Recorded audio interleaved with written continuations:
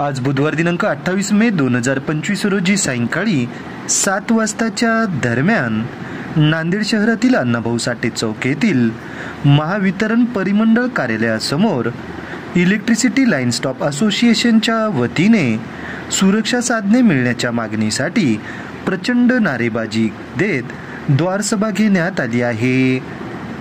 पावसाळा सुरू होत असून अपुऱ्या सुरक्षा साधनाअभावी लाईनमनचा दुर्दैवी मृत्यूचे प्रमाण वाढत असल्याचे म्हणत मृत्युमुखी लाईनमॅनचा हवाला देत इलेक्ट्रिसिटी लाईनमॅन असोसिएशनचे नांदेड मंडळ सचिव GM कुरुडे यांनी आणि नांदेड परिमंडळ उपाध्यक्ष शेख जाकीर अली यांनी आज बुधवार दिनांक 28 मे 2025 रोजी सायंकाळी 7 वाजताच्या दरम्यान आपल्या प्रतिक्रियेद्वारे उपरोक्त मागणी केली आहे।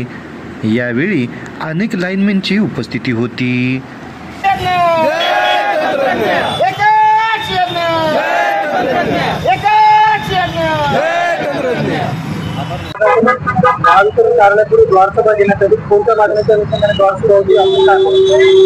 इलेक्ट्रिसिटी लाईन स्टाफ असोसिएशन संघटना परिमंडळ नांदेड याच्या वतीने गेल्या कित्येक वर्षापासून आमची लाईन स्टाफच्या जिव्हाळ्याचा प्रश्न म्हणजे सुरक्षा साधनं।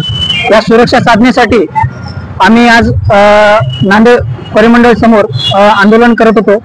त्याचा मुख्य उद्देश आज आमच्यातला एक दत्ता गुंडेकर नावाचा लाईन स्टाफ त्याला 11 केवीचा जबर शॉक लागून तो खाली पडला। सुदैवानं त्याच्या जीवितहानी काही झाली नाहीये, फक्त त्याचा हात वगैरे जळालेला आहे। असे कित्येक दिवसेंदिवस आमचे जनमित्र हे शहीद होत आहेत, पण ह्या कुठतरी प्रशासनाला समजलं पाहिजे की सुरक्षा साधना अभावी त्याचं जनमित्र रोज शहीद होत आहेत।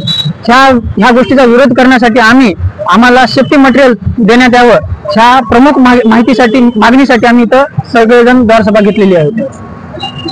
येणाऱ्या काळात यांनी आम्हाला प्रत्येक वेळेस सांगितलेले आहे की आम्ही टेंडर काढलं, येणाऱ्या काळात 4-8 दिवसामध्ये तुम्हाला मटेरियल मिळून जाईल, 15 दिवसात भेटेल, महिनाभर भेटेल, पण अद्याप आमचे गेले 2-3 वर्षापासून आमची मागणी आहे की आम्हाला सुरक्षा साधनं द्या, त्यानंतर आमचं काम करण्यात येईल। त्यामुळं सध्या आता नांदेड मंडळमध्ये आमचं टप्प्याटप्प्याने आंदोलन चालू आहे। येणाऱ्या काळामध्ये आंदोलन आम्ही खूप तीव्रतेने वाढवणार आहोत।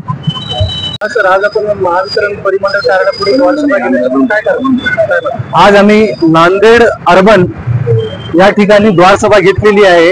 या द्वारसभेचा मुख्य उद्देश जे आमचे वीज कर्मचारी MSB म्हणून जे ओळख आहे त्यांची महावितरण कंपनीमध्ये कार्यरत आहेत, त्यांना आतापर्यंत सेफ्टी मटेरियल भेटलेलं नाही। जसं की कोणत्याही कंपनीची कुठेही जरी गेलात सर्वप्रथम सेफ्टीला महत्त्व दिले जाते आणि आशिया खंडात अग्रगण्य अशी एक नंबरला असलेली आमची महावितरण कंपनी आहे आणि त्या ठिकाणी आम्हाला आमच्या जीवाची पर्वा करण्यासाठी जे साहित्य लागतात त्या साहित्याची मागणी करावं लागत आहे। याच्या आधी पण आम्ही 4 ते 5 वेळेस पत्रव्यवहार केला, पण त्यांनी त्या पत्राचा कुठंच दखल घेतली नाही आणि आमच्यासोबत चर्चा पण केली नाही। मागे एक वेळेस आम्हाला तोंडी आश्वासन दिलं की बाबा आम्ही स्वतः ते करणार आहोत, टेंडर टाकणार आहोत आणि तुम्हाला जे सुरक्षा साधने पाहिजे ते मिळणार। सुरक्षा साधने याच्या पहिलेही मिळालेत, पण फक्त टेस्टर पकड या गोष्टीने आमचं सुरक्षा साधने पूर्ण होत नाही। आम्हाला पूर्ण PPE किट सोबत सुरक्षा साधने द्यावे अशी आम्ही त्यांना नम्र विनंती करत आहोत। गेल्या 1 वर्षापासून जवळपास आमचे वीज कर्मचारी शहीद झालेले आहेत आणि त्या शहीदांसाठी आमच्याच लाईन स्टाफला दोषी पकडला जातो। ही बाब कुठेतरी खेदजनक निर्माण झालेली आहे। त्यामुळे त्यांना दखल घेण्यासाठी आम्ही आज या द्वारसभेच्या नियोजनानुसार त्यांच्या समोर हजर झालेलो आहोत। तरी आमची पुढची ज्यावेळेस आमचे काम आहेत, पावसाळा वगैरे आहे,